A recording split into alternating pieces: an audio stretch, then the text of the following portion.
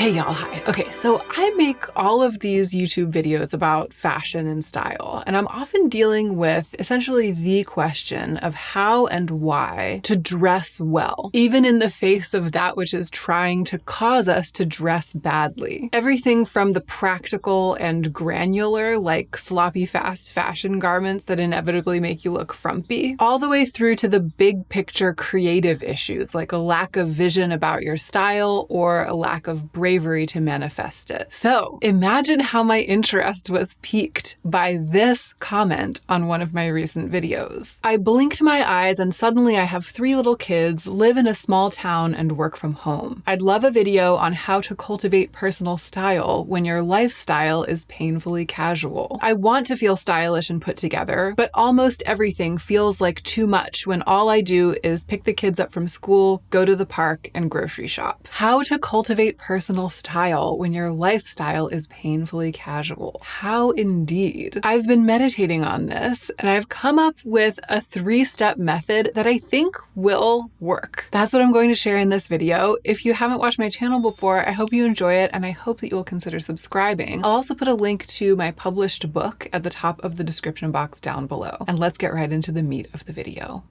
For this video, I have the pleasure of working with Songmont, an accessories brand that has absolutely blown me away with the artistic beauty and versatility of their designs. Songmont makes these thoughtfully designed bags with really exciting visual and tactile impact. They use premium materials, full-grain pebbled leather and Napa leather in rich, earthy colors. The hardware is electroplated and fade-resistant, and the craftsmanship is exquisite. You can really see it. You can see all of those qualities in these 2 bags. This is the Songmont small gather bag, and it has my stuff in it because this is the bag that I've been using most recently. The Gather collection features these chic slouchy bags that are inspired by travelers and created to be super functional while also being gorgeous. This color is ebony, which is a dual-toned dyed Napa leather, and it's this rich, super dark sepia, which is designed to develop a red patina at the corners and edges. The lining is silky and breathable tencel. The hardware is highly resistant 304 stainless steel. It has this large compartment in the back that's surprisingly useful. You can even use it as a hand warmer because it's lined. It has magnets on the side so stuff doesn't fall out, and it can fit like an item of clothing if need be. You can also attach hanging charms to the woven leather strap. If you order a Gather bag, it comes with 1 charm already, and then you can add more to your order or add your own for a really personalized bag. And this is the functional, versatile, and frankly kind of iconic Songmont medium song bag. It's one of the brand's signature pieces, and this colorway is agar wood, which is matte finish, full grain leather. It's soft to the touch like suede, but with a pebbled finish, and the color is one of those enchantingly mucky, sophisticated shades that complements the texture perfectly. I love the detachable pouch inside this bag, and of course, the silhouette. Both of these bags to me have the perfect balance of rugged and refined qualities, but in slightly different ways from each other. I'm finding it seamlessly easy to style both of them. I never hesitate to choose one. So of course I will link them down below, and there's also a discount code from Songmont to correspond with this sponsorship, which I will also put in the description box down below. So step 1 to cultivate personal style when your lifestyle is painfully casual. Step 1 is to gather inspiration in a specific way. You should have 2 buckets for visual inspiration, for saved imagery, 1 for fantasy and 1 for realistic inspiration. I love to use Pinterest, so I'll use Pinterest as an example. You should have 1 fantasy style Pinterest board and 1 Pinterest board to which you only save totally realistic inspiration, like things that would really make sense for you to wear in every way. This accomplishes so many things. It accomplishes so much internally with the development of the eye, the development of the sense of self, and helping you really think about your identity in an abstract way. So much that I can't even unpack it all here. But what I will say is that by doing this, by having these 2 different Pinterest boards or 2 different buckets of images, you get used to telling the difference between what you like in theory theory and what you actually want to imitate. And that on its own is going to be invaluable. But you can take it even a step further. For the fantasy looks, for the things that you recognize you don't actually want or plan to directly imitate, you can ask yourself, is there a version of this that would make sense in my life? And what would that look like? Like, what would that exactly be? So this helps you to hone your vision, to sharpen your eye so that you're not just casting around blindly, but it also trains you to catch yourself in the act of an unproductive fashion fantasy or a non-viable fashion fantasy, and then either translate it into viable fashion inspiration for your life or let it go.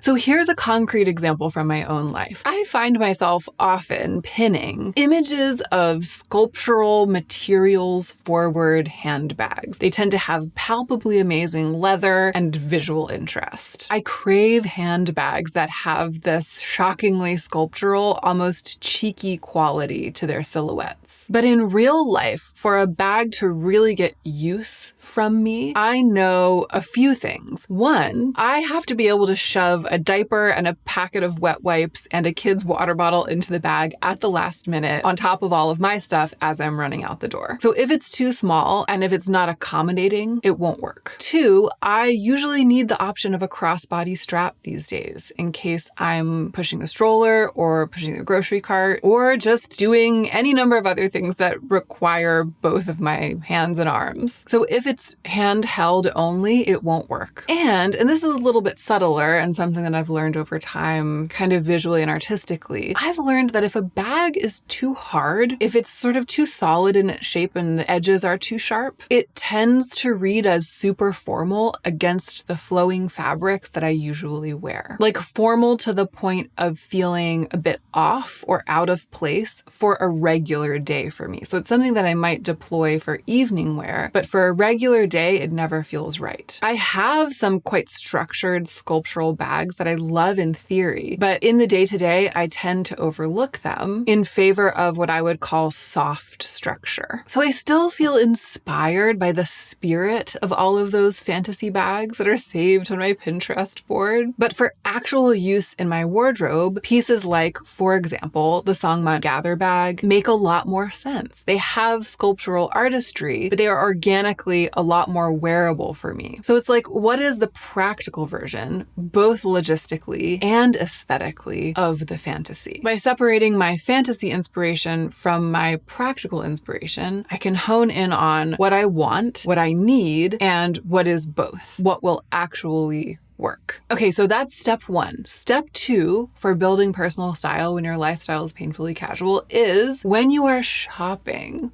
don't settle. Don't settle for practical instead of stylish. And don't impulsively spring for stylish to the exclusion of practical. Build a wardrobe out of pieces that are at the intersection of what inspires you and your practical needs. So instead of going, OMG, that sequin blazer is so amazing, I have to own it because it's so me, it's so my fantasy, and then buying it and never wearing it, and then wearing your, not to call you out, but your North Face fleece every day, go the other way. Approach it from the other direction. I need a jacket for transitional weather in my daily life where I live. What's the stylish version of that? What's the version of that which is totally practical, makes sense in my context, and also elevates whatever else I wear with it and brings my overall wardrobe closer to my aspirational style instead of further away? I need a new pair of shoes. I need them to be comfortable, practical,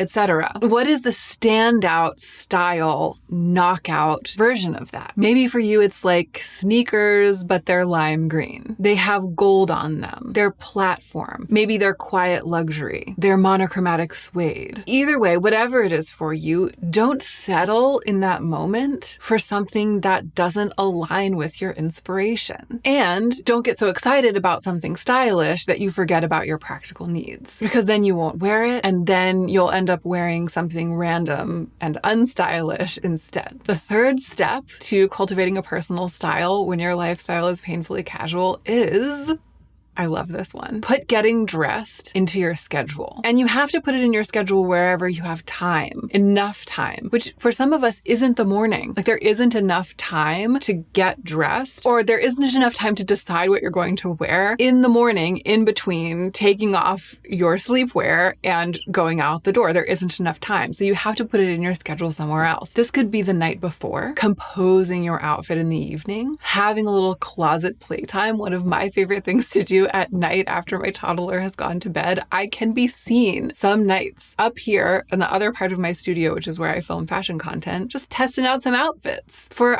15 minutes before I get ready for bed. It could be something that you do for the whole week, like in one huge chunk on Sunday afternoon, a closet playtime bonanza during which you plan out what you're going to wear for the next 5 or 7 days. Make outfit planning your creative me time. Like think of it as one of the things that you do to unwind, to feel good. Make it your me time whenever it fits in, and then maybe get creative about when that has to be. Carve out the time for yourself. I have famously said that it's the same either way, meaning that whether you dress well or dress poorly, it's kind of functionally the same either way, because either way you put on a shirt, you pull on your pants, right? You put the clothes on physically either way. So in terms of the fact of the matter, whether you put on a nice shirt or a terrible shirt, it's kind of the same either way. But to develop style, you sometimes need time to consider what you'll wear and psych yourself up. So step 3 is actively make that time. If you do those 3 things, you will inevitably develop your personal style,